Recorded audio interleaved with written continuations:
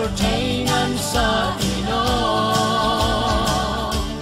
siyang nanyo iyaw Jesu man ang kaya nintiyo akong sa wansyaw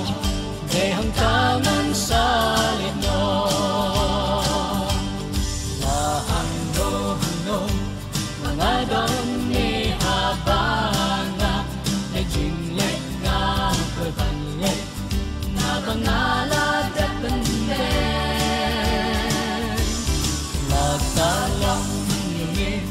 nanskini haposhi sanyangan sa heno baturay ning kan sawa ngan sa heno siya day siya lendet yung kita ataba ya pertainan sa ino siyang nanyo iyaw Jesu wan hang peha nitiyo akong sa wansyaw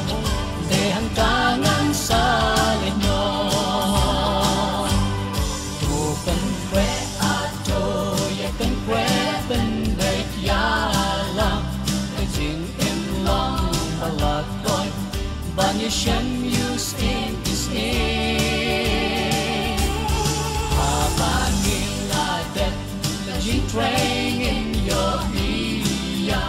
Kaburang din sa iyo siyang Lempala